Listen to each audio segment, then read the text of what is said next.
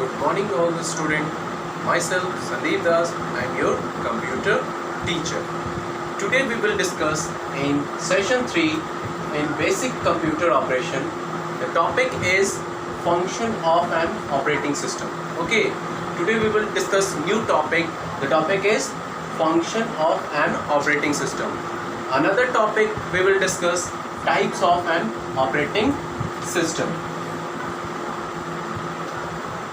Types of an operating system.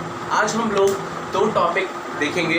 पहला function of an operating system, दूसरा types of an operating system. ये तो दो टॉपिक आज हम लोग देखेंगे. ठीक है. सबसे पहला जो टॉपिक है the function of an operating system. Operating system के क्या क्या फंक्शन होते हैं ये आज हम लोग देखेंगे. पहला जो है इसका प्रोसेस मैनेजमेंट, दूसरा है आपका मेमोरी मैनेजमेंट, तीसरा है आपका डिवाइस मैनेजमेंट. इसका नेक्स्ट जो है आपका फंक्शन फाइल मैनेजमेंट, उसके बाद जो इसका फंक्शन है आपका security.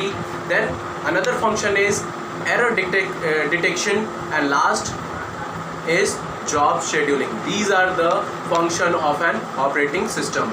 Okay, so we will discuss about the function of operating system. The first one is process management. An operating system manages the working of processor by allocating various jobs to do. Operating system क्या करता है, आपके working process यानी process का जो working होता है उसको क्या करता है, प्रोसेस कर करके उसे एलोकेट करता है दूसरी जगह. ठीक है. यानी आपका कोई टास्क प्रोसेस हो रहा है, उस टास्क को प्रोसेस कंप्लीट कर करके उसे आपके सामने रखता है. ठीक है. That is the process management by the operating system. It also ensures that each process and application receive enough time by the processor to function properly.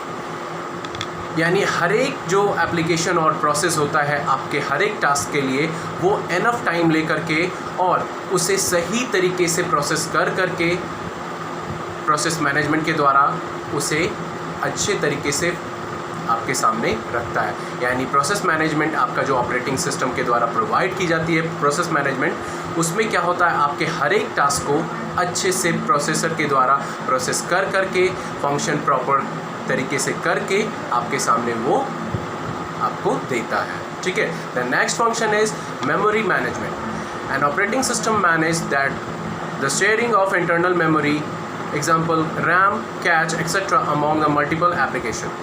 ये जो ऑपरेटिंग सिस्टम क्या करता है कि आपके इंटरनल मेमोरी को, चाहे वो हमारा रैम हो या कैश मेमोरी हो, उसे शेयर करता है दूसरे एप्लीकेशन के साथ. यानी मल्टीपल एप्लीकेशन जो हम यूज़ करते हैं अपने ऑपरेटिंग सिस्टम में, उसे क्या करता है ये शेयर करता है दूसरे एप्लीकेशन के साथ. It also take care of the fact that one process should not consume the memory allocate to the another.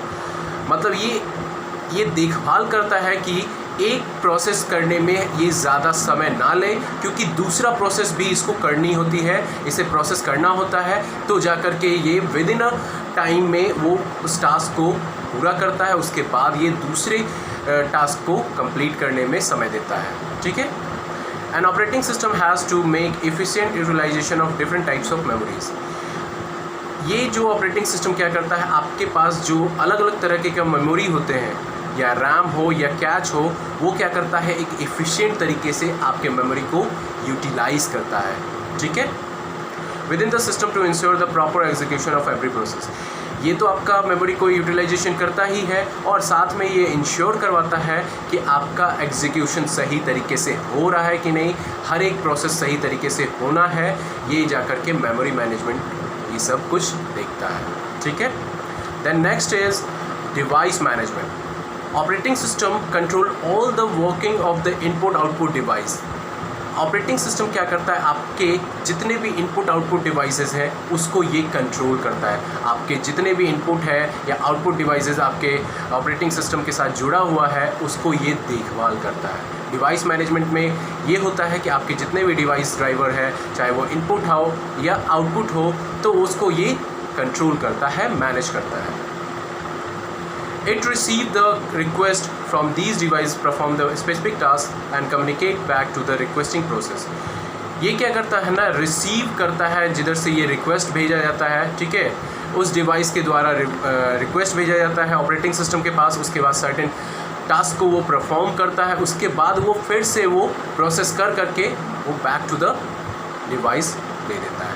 यानी इस तरीके से डिवाइस मैनेजमेंट उस डिवाइस को सही तरीके से मैनेज करता है और कंट्रोल करता है।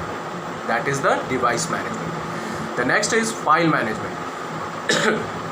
An operating system keep track of information regarding creation, deletion, transfer, copying and storage of file in an organized way. Operating system आपको एक फैसिलिटीज़ प्रोवाइड करती है कि आपके इन्फॉर्मेशन को, ठीक है, चाहे वो आपके इन्फॉर्मेशन जो होता है बनाया गया हो नए तरीके से, या कोई डिलीट किया गया हो, या कोई कॉपी किया गया हो, ट्रांसफ़र किया गया हो, या कहीं पे आपके फाइल्स को स्टोर करके रखा गया हो, तो फाइल मैनेजमेंट क्या करता है, उसे ऑर्गेनाइज्ड वे में, उसे वेल मैनर में आपके इन सभी चीज़ों को अच्छे तरीके से रखता है। It also maintain the integrity of data stored in these file including the directory structure. यानी ये जो फाइल मैनेजमेंट क्या करता है, आपके इंफॉर्मेशन और डेटा को एक छोटे रूप में आपके सिस्टम में, आपके ऑपरेटिंग सिस्टम में स्टोर करके रखता है और इसे एक वेल मैनर, एक सीरियल वे में एक अच्छे तरीके से रखता है आपके हर एक इंफॉर्मेशन को, हर एक डेटा को। Then next is security. The operating system provide various technique which ensure the integrity and confidential of the user data.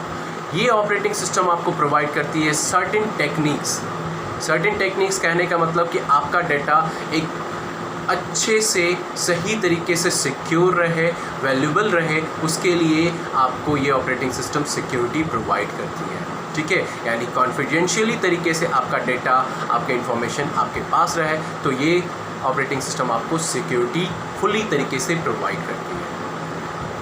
Following are the security measures which are the used to protect the user data from the threat and instruction। यानी security आपको certain provide की जाती है operating system के द्वारा, जिससे आपका data यानी यूज़र का डेटा किसी दूसरे से थ्रेट पहुँचे नहीं, हार्म नहीं पहुँचे, उसके लिए सर्टेन प्रिकॉशन दी गई है, ठीक है। सिक्योरिटी जो आपको ऑपरेटिंग सिस्टम के द्वारा दी जाती है। सो ये क्या क्या है precautions? Protect again unauthorized access through login and password। Protection means आपका, अगर आप ऑपरेटिंग सिस्टम यूज़ कर रहे हैं तो आपको ऑपरेटिंग सिस्टम प्रोवाइड करती है कि आप अपने ऑपरेटिंग सिस्टम में लॉगिन पासवर्ड को दे सकते हैं। उसके बाद आपका डेटा जो होता है सिक्योर तरीके से, कॉन्फिडेंशियल तरीके से रहता है। क्यों? क्योंकि अगर आप इसमें पासवर्ड और लॉगिन नहीं देते हैं तो कोई भी अनऑथराइज एक्सेस कर सकता है, इसीलिए इसमें आपको लॉगिन पासवर्ड देना होता है। Protection against instruction by keeping the firewall active.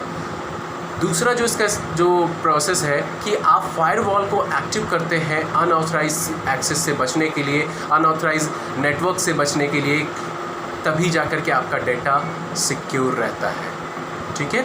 The third is displaying message related to system वर्नरेबिलिटीज़।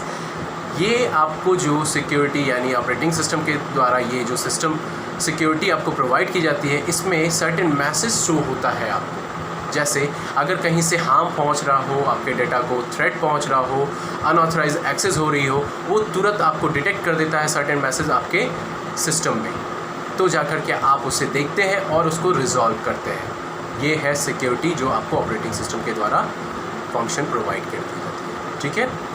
The next is error detection. The operating system check the system from time to time for any kind of external threat or malicious software activity. Operating system आपके हर एक system को check करता है time to time, interval to interval आपको check करता है कि कहीं से, कहीं बाहर से आपका थ्रेट पहुंच तो नहीं रहा है, हार्म पहुंच तो नहीं रहा है, कोई सॉफ्टवेयर इसको नुकसान पहुंचा तो नहीं रहा है। इस तरीके से आपको हमेशा एरर डिटेक्शन बताता रहेगा आपके सिस्टम में, यानी आपके ऑपरेटिंग सिस्टम में हर समय आपको एक मैसेज के रूप में डिटेक्शन करता रहेगा कि आपका सिस्टम, ऑपरेटिंग सिस्टम में एरर डिटेक्शन शो कर रहा है, कुछ हार्म पहुंच रहा है। इस तरीके से आपको हमेशा वो शो करता रहेगा। It also check the hardware for any type of damage. ये हार्डवेयर को भी चेक करता है कि कहीं हमारा कोई हार्डवेयर डैमेज तो नहीं है, ठीक है।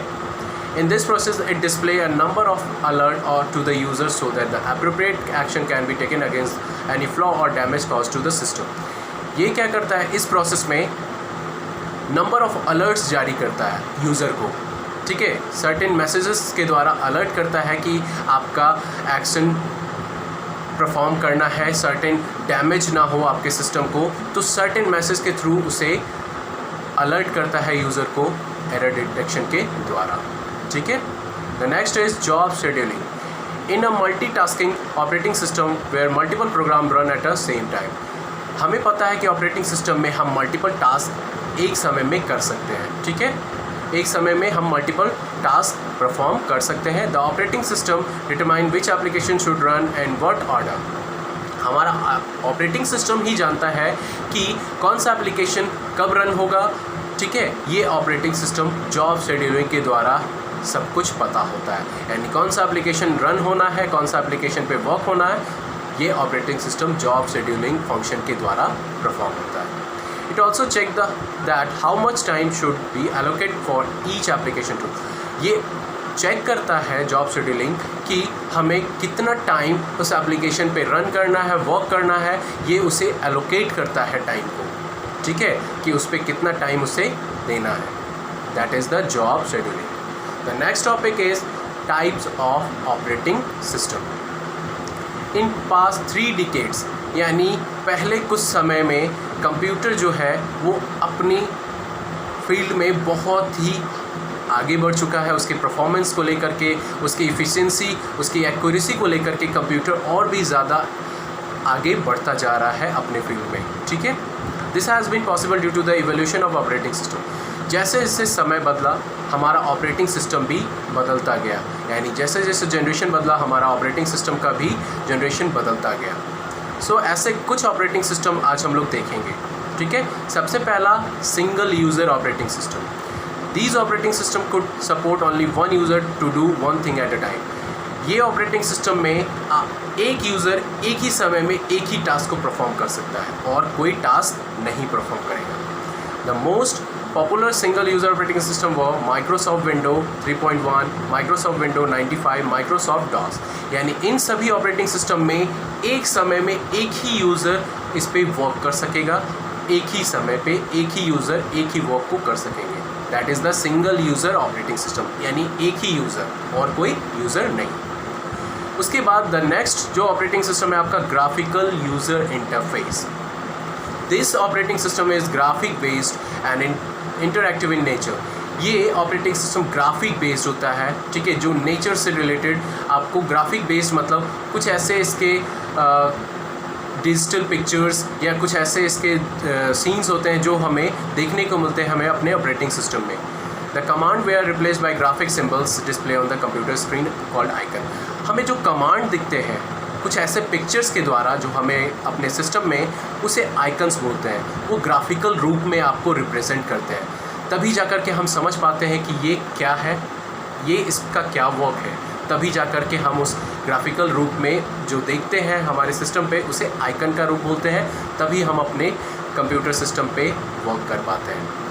The user can do all the operation by clicking these icon. जब उस आइकन पे क्लिक करते हैं कोई भी यूज़र, तब जाके वो वर्क को परफॉर्म कर पाते हैं. Now a user does not need to cram the lengthy command on their syntax as they had to do command line interface और कैरेक्टर यूज़र इंटरफेस.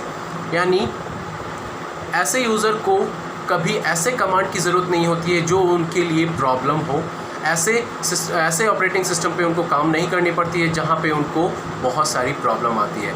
ऐसे ऑपरेटिंग सिस्टम है जैसे कमांड इन लाइन इंटरफेस और character user interface. इन सभी operating system में इनको बहुत सारी दिक्कतें होती है क्योंकि इसमें ऐसे कुछ सिंटेक्स होते हैं जो यूज़र को समझ में नहीं आती है.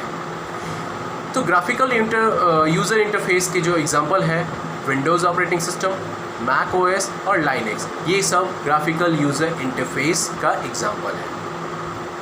Multi user operating system. The next topic is multi user operating system. Multi user operating system allow more than one user to use the same computer at the same time. Multi user operating system का कहने का मतलब है कि एक समय में, ठीक है, मोर देन यूज़र इस कंप्यूटर पे वर्क कर सकते हैं.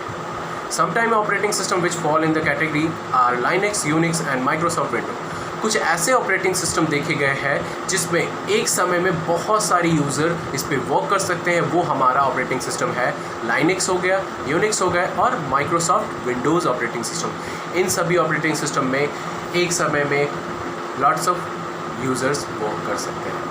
Windows 2010 2000 was the first version of Windows which allow us to create several user account on a single machine.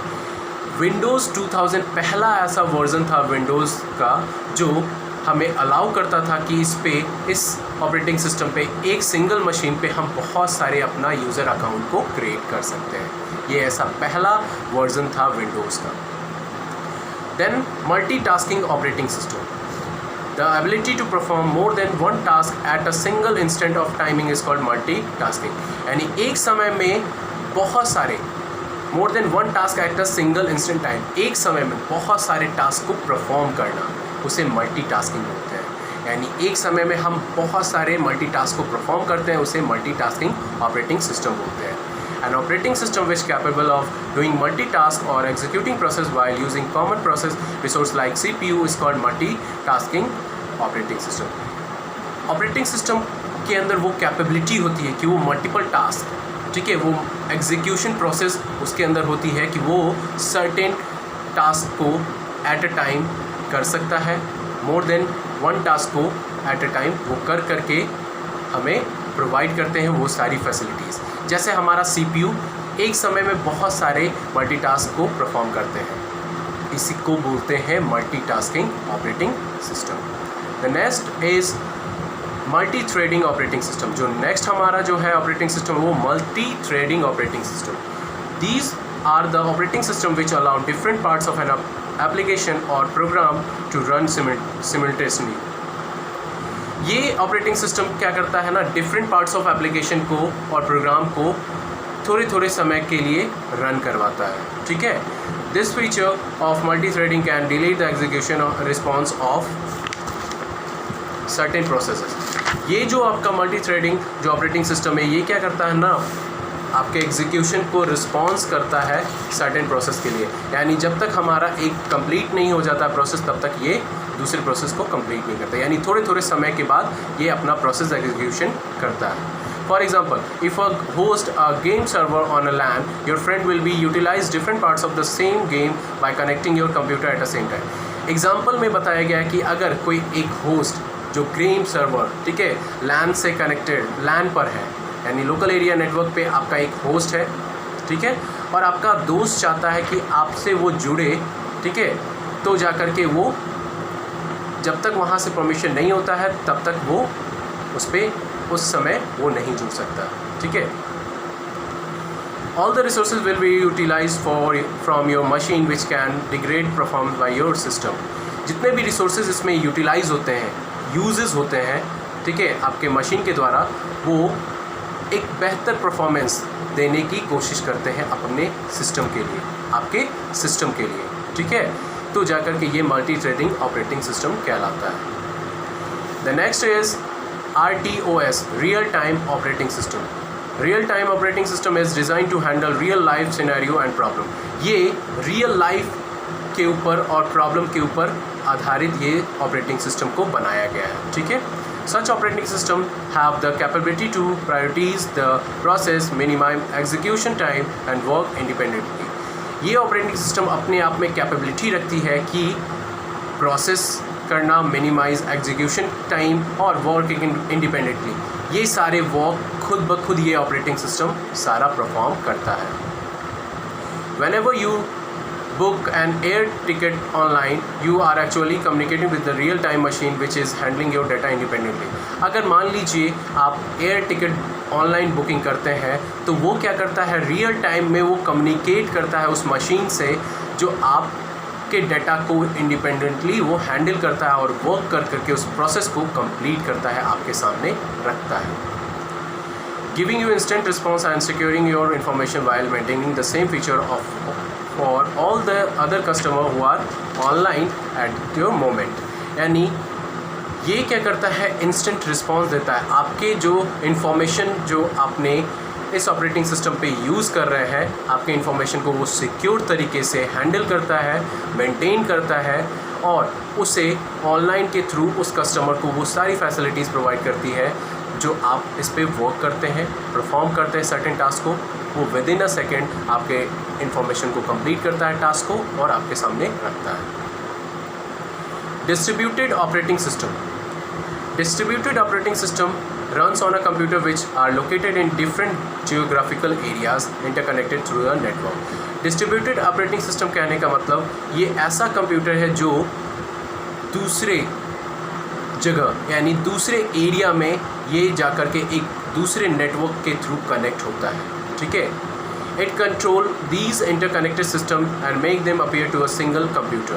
ये क्या करता है ऑपरेटिंग सिस्टम, ये कंट्रोल करता है कि एक दूसरे से इंटरकनेक्टेड सिस्टम को एक ऐसा बनाता है कि हमें लगे कि ये एक सिंगल कंप्यूटर हम यूज़ कर रहे हो, दिखाई दे रहा हो, लेकिन इसके पीछे जो दिखता है कि बहुत सारे कंप्यूटर सिस्टम यानी जो सिस्टम होता है इंटरकनेक्टेड होता है और वो एक ही सिस्टम के द्वारा इसे चलाया जाता है, इसे बोलते हैं डिस्ट्रीब्यूटेड ऑपरेटिंग सिस्टम।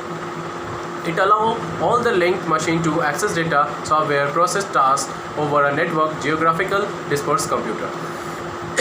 मान लीजिए बहुत सारे सिस्टम इंटरकनेक्टेड है और उन सभी का एक सिस्टम से कनेक्टेड है और उन सभी से एक सिस्टम कनेक्ट होकर के हम वो सारे इंफॉर्मेशन डाटा एक्सेस करते हैं सॉफ्टवेयर को अपने टास्क को पूरा करने के लिए। That is called the distributed operating system. ये एक ऐसा कंप्यूटर सिस्टम ऑपरेटिंग सिस्टम होता है जिसके द्वारा हम अपने डाटा को एक्सेस करते हैं with the interconnected of the system, उसके बाद अपने वर्क को टास्क को परफॉर्म करते हैं इस ऑपरेटिंग सिस्टम के द्वारा। That is called the distributed operating system. So here is your topic finished. Okay, the next topic is in the next video. Thank you.